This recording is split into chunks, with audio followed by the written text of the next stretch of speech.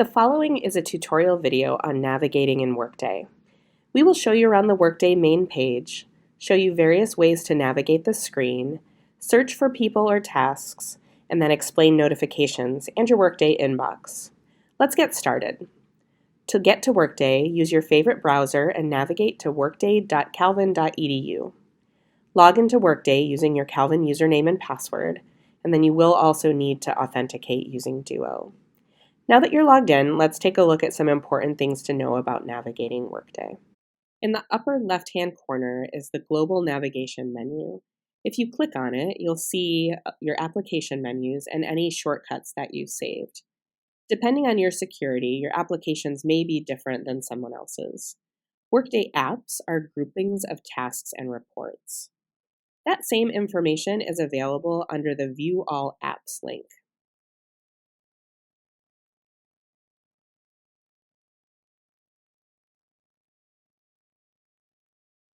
Next to the Global Navigation menu is the Calvin University icon.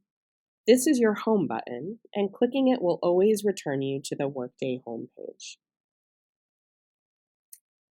We're going to skip over the search bar for now and go over to the upper right of your screen here to talk about notifications and your inbox. The bell here is your notifications, and those are items where we're sending you information. Notifications can be reminders, updates on submitted requests and delivered reports. For example, if you're an instructor, you would get a notification if a student drops your class.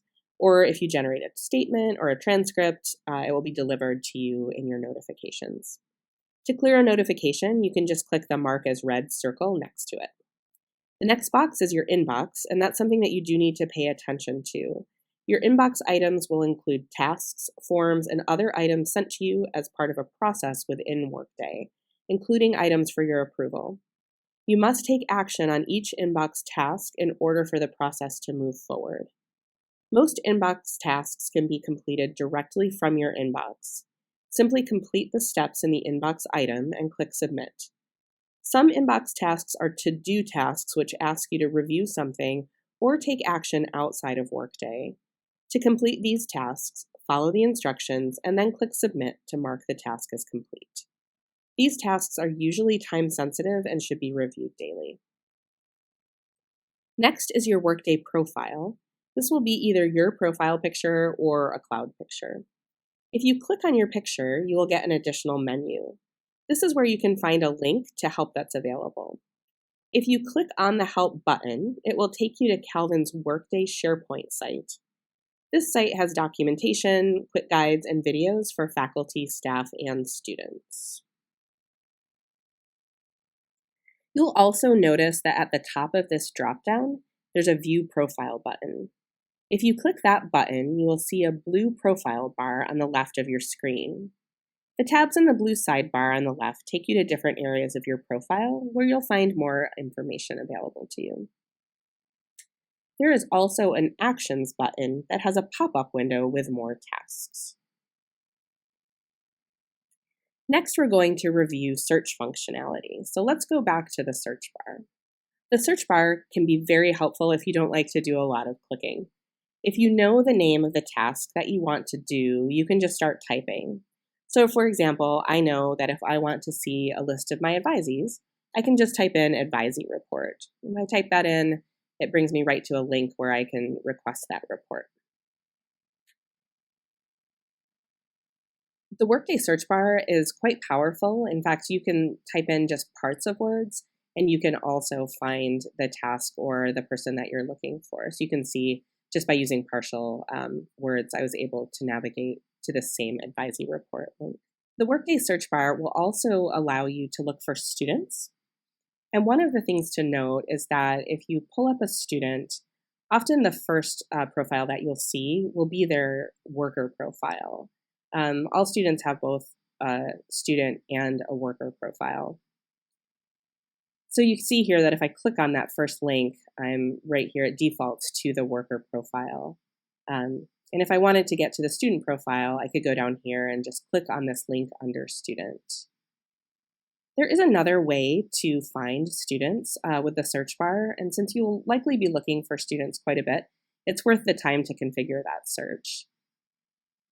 So you'll see if I search again here for Ella Workday, um, Workday has default categories that it comes up with for searches.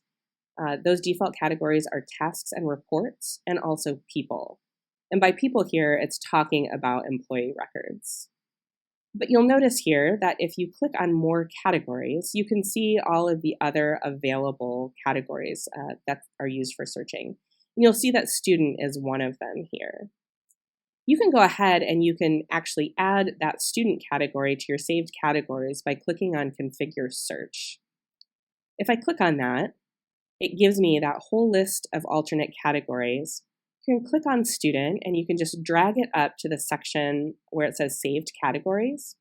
Scroll down and click Save. And now you can see that Student is included under your saved categories. So if I go ahead and I search for Ella Workday again, you'll see that her student profile does pop up right down here. A couple of other things to note that are on this main page. You will see an object that lists all of the things that are awaiting your action. So these are the things that would be showing up in your inbox. If you scroll down a little bit, you'll also notice two objects that say timely suggestions and then also recommended for you. These are things that are delivered by Workday, and while you are very welcome to take the time to explore them, we're not specifically asking that you do that. The one other thing to address while we're talking about Workday Navigation is related actions. Many objects and fields within Workday will display a small clickable related actions button that allows you to perform additional actions. We like to call this the Twinkie. These buttons are often hidden until you mouse over the area. The related actions button is a small rectangle with 3 dots. When you move your mouse over the button, it turns orange. If you click that button, you can see the related actions that are available to you. This concludes our video on Workday Navigation.